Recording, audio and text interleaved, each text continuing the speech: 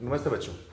आज हम लोग जो हमारा लास्ट पार्ट था जिसमें हम लोग विस्कोसिटी की बातें की थी उसको कंटिन्यू करेंगे, जिसके दो पार्ट मेनली बाकी हैं। फिर दो सवाल करेंगे, 2 या 3 सवाल करेंगे और उसके बाद हमारा नेक्स्ट पार्ट स्टार्ट होगा जो कि अगले लेक्चर में मोस्टली सरफेस टेंशन का। ठीक है, तो चलिए स्टार्ट करते हैं हमारा आज का पार्ट। सबसे पहला पार्ट जो है हमारे पास रेनॉल्ड्स नंबर। आप लास्ट टाइम या लास्ट लेक्चर की अगर आप वीडियो को याद करें तो वहां पर हमने रेनॉल्ड्स नंबर का जिक्र किया था जब हमने क्रिटिकल वेलोसिटी की बात की थी। तो रेनॉल्ड्स नंबर वो क्राइटेरिया है बेटा जो बताता है हमारे हमारे पास कि जो फ्लो है वो लैमिनार है या टर्बुलेंट है। अब तक हम लैमिनार फ्लो और टर्बुलेंट फ्लो के बारे में अच्छे से जान चुके हैं। तो हमारे पास रेनॉल्ड्स नंबर बोला जाए तो वो रेशियो है। किसका रेशियो है बेटा? इनर्शियल फोर्स बटे विस्कस फोर्स। अब याद करो इनर्शियल फोर्स पढ़ा है क्या? तो हमने पढ़ा था force required to hold a pipe कितना होता था। वो बताता था कि इनर्शिया के कारण उस पे जो फोर्स है वो कितना है। तो अगर आपको याद हो तो इनर्शियल फोर्स की वैल्यू हमने निकाला था रो ए वी स्क्वायर के बराबर। So that is equal to rho A V square. अच्छा, डिवाइडेड बाय विस्कस फोर्स। याद करो विस्कोसिटी में हमने याद लिखा था कि शेयर फोर्स जो कि है एफ बटे area shear stress is equal to coefficient of viscosity times of velocity gradient के बराबर। ठीक है भाई, तो वहां से फोर्स का अगर आप एक्सप्रेशन लिखें तो हमारे पास था फोर्स बटे area is equal to coefficient of viscosity v by separation between them. यहां से फोर्स निकालें तो आपका एक्सप्रेशन आ जाएगा area into coefficient of viscosity v बटे सेपरेशन। एरिया और v कैंसल आउट हो गया। तो हमारे पास जो रेनॉल्ड्स नंबर आया वो कितने के बराबर आया बेटा? वो आया हमारे पास रो वी डी अपॉन ईटा के बराबर। ठीक है, तो आप रेनॉल्ड्स नंबर अगर पता कर लें तो किसी भी फ्लो को बता सकते हैं हम लोग कि वो लैमिनार है या टर्बुलेंट है। ठीक है, रेनॉल्ड्स नंबर अगर हम लोग लैमिनार फ्लो की बात करें तो फ्लो इन पाइप के केस में, जो रेनॉल्ड्स नंबर है अगर इसकी वैल्यू लेस देन 1000 आए तो हमारे पास जो फ्लो है वो लैमिनार है। Flow is laminar. अगर ये वैल्यू 2000 से ज्यादा है तो फ्लो जो है हमारे पास वो टर्बुलेंट है। आई होप अब मुझे ये बताने की जरूरत नहीं है कि टर्बुलेंट और लैमिनार फ्लो क्या है। अगर इन दोनों के बीच में रहे तो फ्लो क्या है हमारे पास? ट्रांजिट है, मतलब लैमिनार से वो टर्बुलेंट को कन्वर्ट हो रहे हैं। ठीक है, बस इतनी बात है हमें जान रखेंगे और उसके बाद हमारा रेनॉल्ड्स नंबर पता चल जाएगा जिससे आप बता सकते हैं कि फ्लो हमारा किस टाइप का है। चलिए इस कहानी को थोड़ा सा और आगे बढ़ाते हैं। नेक्स्ट आता है हमारे पास पॉइजलीज इक्वेशन। ठीक है, ये फ्लो इन पाइप के बारे में बात करते हैं और यहां पर जो क्वेश्चन होंगे थोड़े से ठीक होंगे, तो आइए समझना क्या बोला गया। अगर हम लोग इस पाइप के बीच में फ्लो देखें बेटा तो हमें पता था कि जो पानी का फ्लो है, रेट ऑफ फ्लो किस पे डिपेंड कर रहा है बेटा? कि इन दोनों के बीच में प्रेशर डिफरेंस कितना है। याद करो जब ये टैंक अगर बिल्कुल जीरो है या पूरा हाइट है तो क्या होगा हमारे पास? जल्दी जल्दी पानी जा रहा होगा। जब दोनों के बीच में कम डिफरेंस ऑफ हाइट होगा तो हमारे पास क्या होगा? पानी का फ्लो थोड़ा कम हो जाएगा। वही बात है कि हमारे पास पॉइजनस इक्वेशन में रेट ऑफ फ्लो को अगर हम लोग बोले तो that is equal to change in pressure across the cross section of pipe बटे resistance and that is equal to, ठीक है, आर की जो वैल्यू है बेटा हम लोग उसे कैलकुलेट करके रखते हैं और ये वैल्यू वैसा नहीं है जो हम, या वैसा ही है जैसा हमने पहले देखा था। याद करो, कुछ बातों को रिलेट करने की कोशिश करो कि अगर आप करंट इलेक्ट्रिसिटी में आते हैं, है ना, तो इन सब बातों को मैं थोड़ा साइड कर लेता हूं। ठीक है, या चलो डिलीट ही कर लेते हैं, यही एक्सप्रेशन काफी। Okay,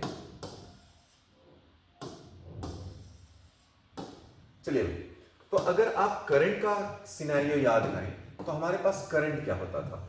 rate of flow of charge, जिसको हम लोग बोलते थे पोटेंशियल डिफरेंस बटे आर के बराबर। क्लास 10th में आपने ये देख रखा होगा। ठीक है, अब वहां पर अगर आप याद करें तो आर किस पे डिपेंड करता था बेटा? So that is equal to rho into L बटे एरिया। तो वहां पर रो क्या हुआ करता था बेटा हमारे पास? तो रो हुआ करता था, शायद आपको ध्यान होगा, रो होता था रेसिस्टिविटी, एल होता था हमारे पास length and area of the cross section होता था। ठीक है, V क्या था? Potential difference. अगर आप इन दोनों को कंपेयर करें तो वहां पर है rate of flow of water, यहां पर था rate of flow of charge. Potential के जैसा क्या दिख रहा है हमारे पास, पोटेंशियल के जैसा दिख रहा प्रेशर, और रेसिस्टेंस दोनों में सेम ही। तो यहाँ पे रेसिस्टेंस का एक्सप्रेशन बिल्कुल सेम ही है, एंड आर की जो वैल्यू आती है that is equal to 8 into eta into L by pi R का पावर 4। कैसे आता होगा जरा समझो कि जितना थिक सॉल्यूशन रहेगा उसको फ्लो होने में उतना दिक्कत होगा, so R is directly proportional to L. जितना ज्यादा लेंथ होगा, अब याद करो विस्कोसिटी में बात किया था, जो बॉटम पोर्स है वो तो जीरो है, तो जितना लंबा रहेगा उतना फ्लो में डिफिकल्टी, ठीक है। जितना पतला पाइप रहेगा उतना डिफिकल्टी, मतलब मोटे पाइप में रेसिस्टेंस कम है, बिल्कुल वही सा है, ठीक है। तो आई होप ये बात ये आपको याद ही रखना होगा कि आर की वैल्यू 8 ईटा एल बटे पाई आर का पावर 4। दोनों को आप चाहो तो रिलेट कर सकते हैं, ईटा की जगह पर रो आ गया, 8 कांस्टेंट है, एल बटे एरिया, यहां पर एरिया नहीं है तो पाई आर का पावर 4 है, ठीक है। आई होप ये बातें आपको अब दिख गई होगी कि rate of flow is equal to किसके बराबर है हमारे पास, चेंज इन प्रेशर बटे रेसिस्टेंस। अब इसी के दो केस बने, जैसे कि आपने वहां पहले देखा होगा क्लास 10th में रेसिस्टेंस के दो केस बनते थे, वैसे यहां पर भी है। पहला है हमारे पास सीरीज कॉम्बिनेशन, सीरीज कॉम्बिनेशन, ठीक आइए, तो पहला है हमारे पास सीरीज कॉम्बिनेशन। आइए इसको देखते हैं और इस पार्ट को जरा अब हटा देते हैं, हमें स्पेस की जरूरत होगी तो हम लोग इसको हटाते हैं। सीरीज कॉम्बिनेशन, आइए सीरीज कॉम्बिनेशन में अगर आप ध्यान से देखें बेटा, तो सीरीज कॉम्बिनेशन बताना कोई बहुत बड़ी बात नहीं होगी। सीरीज कॉम्बिनेशन में अपने को एक बात का ध्यान रखना होगा कि जितना पानी इस एंड से आ रहा होगा उतना ही सेम अमाउंट आ रहा होगा इधर से भी। मतलब इन सीरीज कॉम्बिनेशन हम लोग पहला पॉइंट क्या बोल सकते हैं कि rate of flow is constant. जैसे कि याद करो क्लास 10th में आपने बात किया था रेसिस्टेंस में कि करंट इज कांस्टेंट, यहां पर rate of flow is constant. तो अगर रेट ऑफ फ्लो बेटा हमारे पास कांस्टेंट है तो हम लोग क्या बोल सकते हैं, delta P equivalent will be equal to delta P1 plus delta P2। अब इक्विवेलेंट कहने का मतलब क्या होता है, मान लो आपके घर में 3-4 छोटे छोटे पाइप थे, आपने उसको कनेक्ट कर दिया। अब उस पाइप से आप जब गार्डनिंग करेंगे तो आपको डिफिकल्टी होगी, तो आप क्या करते हैं कि उन सब पाइप को हटाते हैं, एक सिंगल पाइप लाते हैं। यही हुआ इक्विवेलेंट, कि अगर सेम प्रेशर डिफरेंस अप्लाई करें तो सेम अमाउंट ऑफ पानी निकलना चाहिए, तो सेम अमाउंट ऑफ वाटर निकलना चाहिए, सेम पे pressure difference across the terminal, ठीक है। अब आओ इस कहानी को हम लोग आगे बढ़ाते हैं। तो डेल्टा पी इक्विवेलेंट अगर हम लोग बोले तो क्या बोल सकते हैं बेटा, डेल्टा पी हमारे पास क्या है, Q इंटू आर, तो Q into R equivalent is equal to, यहां पर आया Q into R1 plus Q into R2। यानी कि अगर हम लोग इक्विवेलेंट देखें तो आर इक्विवेलेंट का कंडीशन क्या आया, R1 plus R2।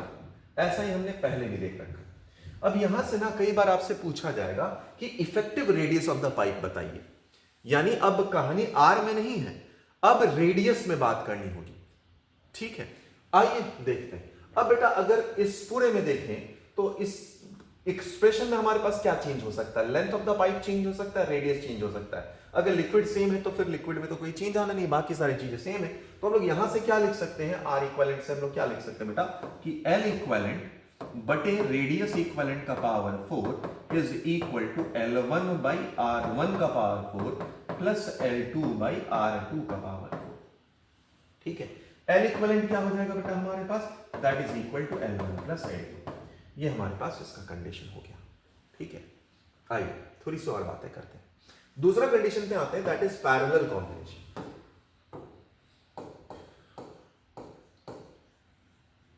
Parallel combination, parallel combination क्या हो गया बेटा, मेरे पास पेन है क्या, हाँ है।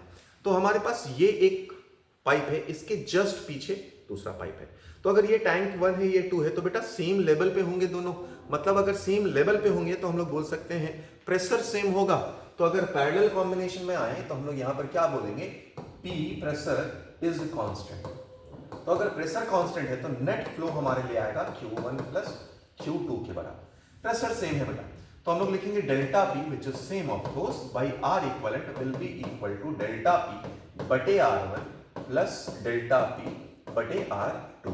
यानी इक्विवेलेंट रेसिस्टेंस अगर हमें पाइप का निकालना हो तो किसके बराबर आएगा, 1 by R1 plus 1 by R2 के बराबर। अच्छा यहां पर भी ये बात कर सकते बेटा, R कैसे प्रपोज्ड है, 8 mu L by pi R का पावर 4। अब देखो L1 और L2 अगर आप देखें तो लेंथ हमारे पास ऑलमोस्ट सेम ही होने वाला है, क्योंकि दोनों के बीच का डिस्टेंस है ना वो तो फिक्स ही रहेगा। तो हम लोग क्या बोल सकते हैं, let's say L1 is also equal to L2। ठीक है, L1 is equal to L2। One से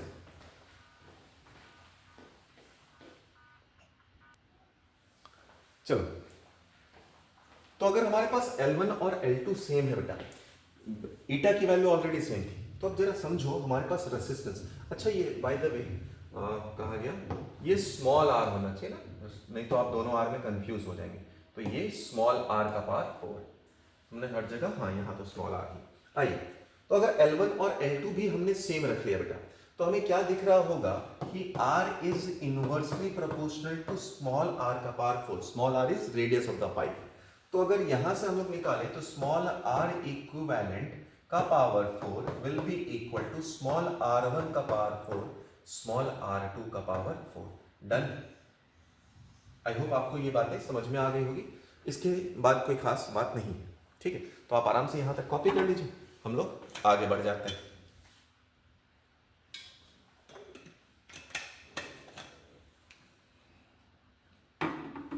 चलो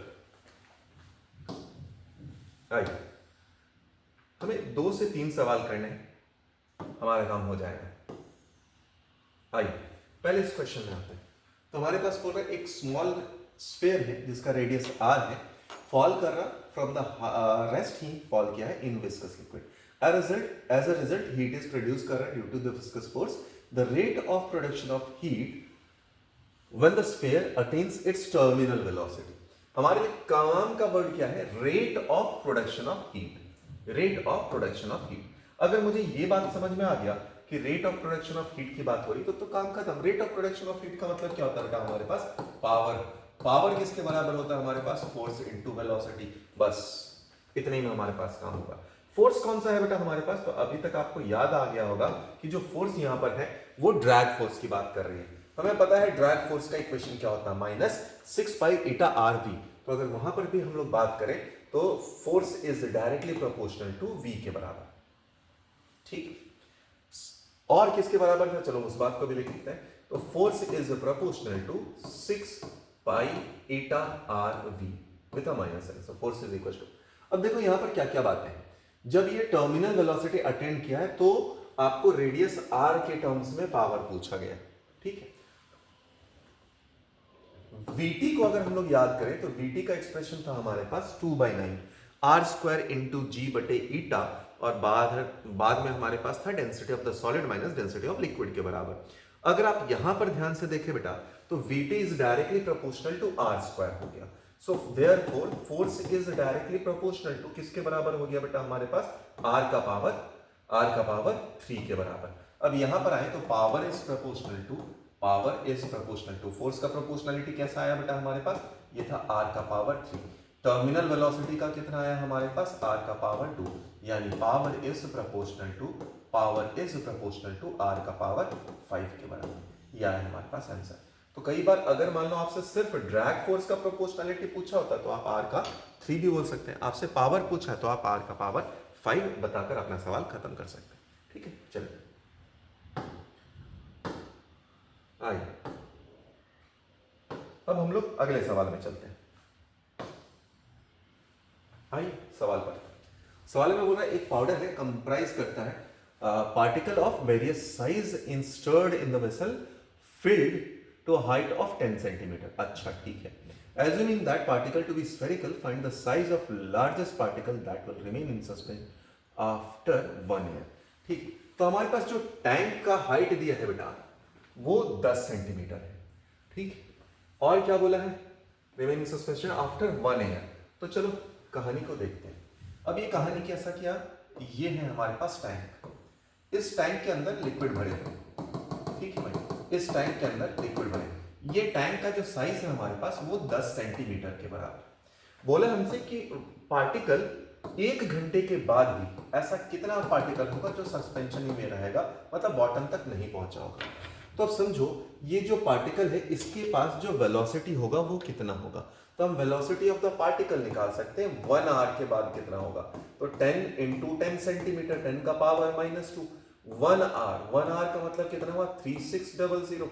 यानी अगर मैं देखूं तो इसे बोल सकता हूं 1/36 इंटू 10 का पावर ऑफ -3 मीटर पर सेकेंड।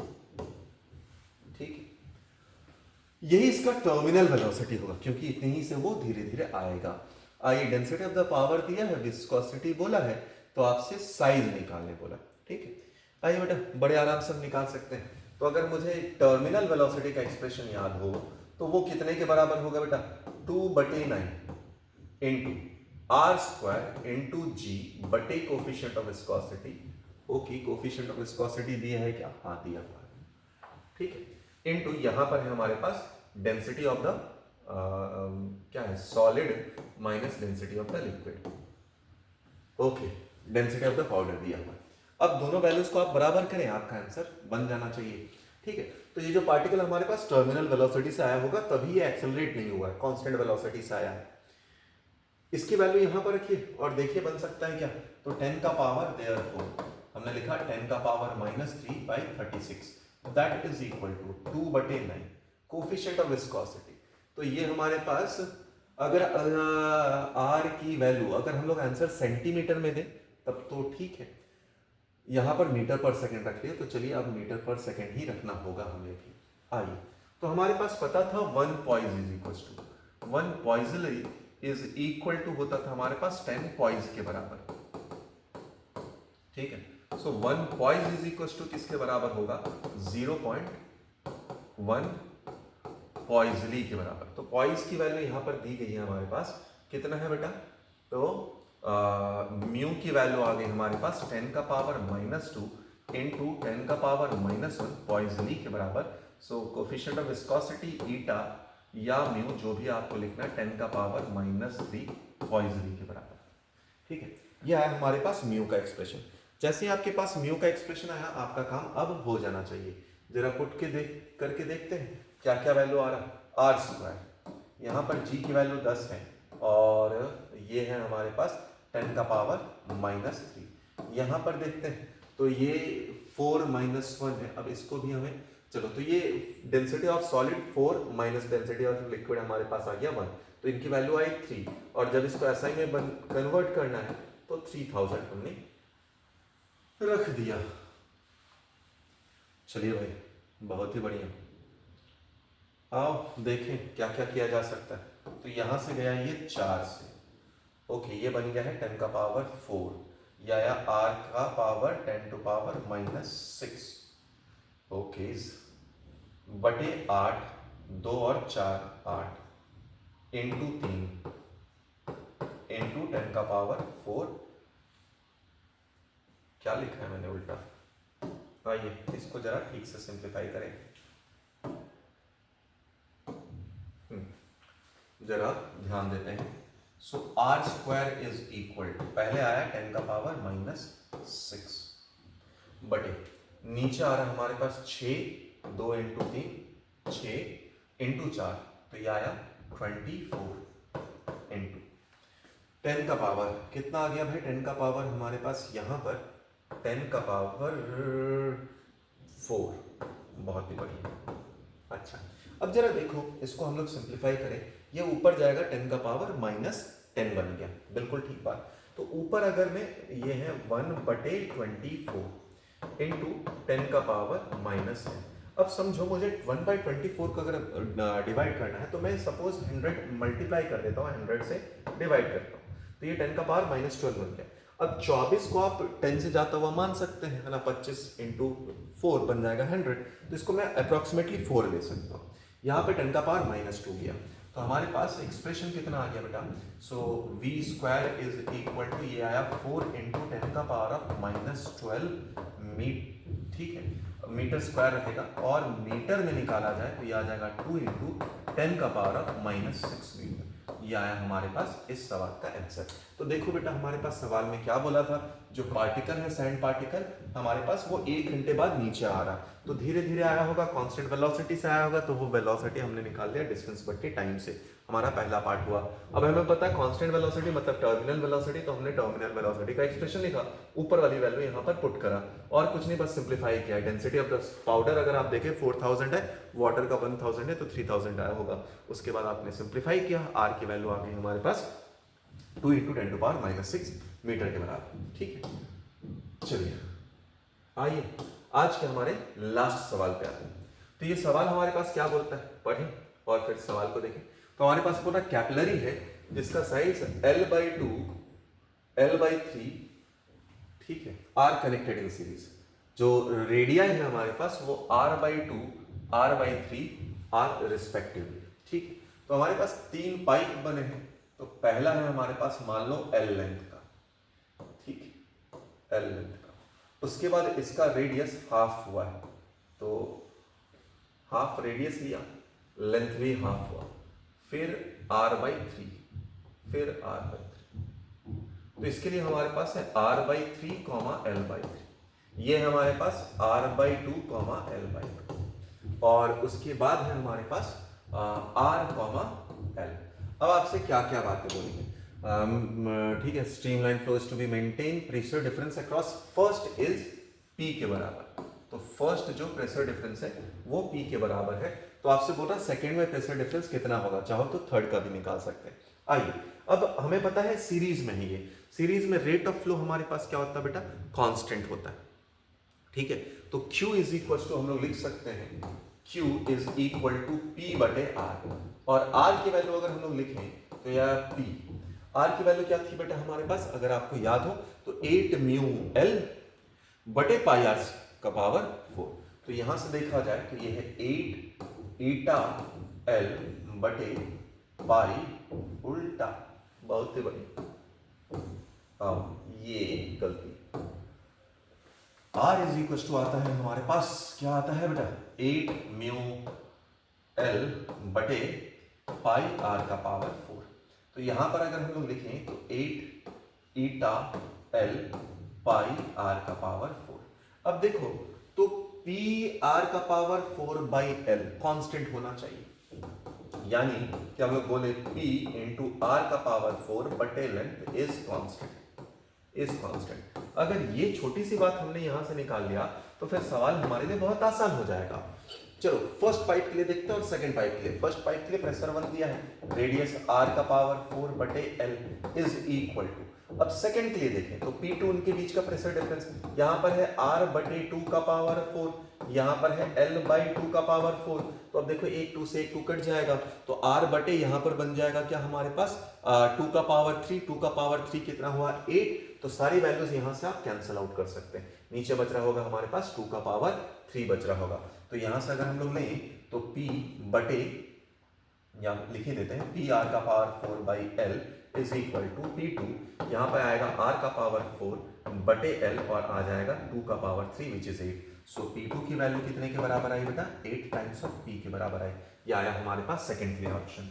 अच्छा, दूसरा अगर थर्ड से आपसे पूछा हो तो आप थर्ड के लिए भी बता सकते हैं, सेम बातें लेंगे थर्ड के लिए। तो P × R का power 4/L and that is equal to P3, यहाँ पर है हमारे पास 2/R/3 का पावर 4/L/3। तो ये आप फिर से देख रहे होंगे ये कितना बनने वाला है हमारे पास, 3 का पावर 3 बाकी रह जाएगा, बाकी R का पावर 4, L कैंसल आउट हो जाएंगे। तो अगर आप यहां से सिंप्लीफाई करें तो P3 की वैल्यू आएगी इनिशियल प्रेशर इंटू 3 का पावर 3 के बराबर, यानी P3 की वैल्यू आएगी pressure across third pipe is 27 times of P के बराबर। ये होने के बाद ही हमारा टॉपिक विस्कोसिटी का खत्म होता है। ठीक है, अब अगले चैप्टर से, अगले क्लास से हम लोग सरफेस टेंशन स्टार्ट करेंगे। तो आज के लिए इतना ही, मिलते हैं अगले क्लास में, तब तक बाय बाय, टेक केयर, धन्यवाद।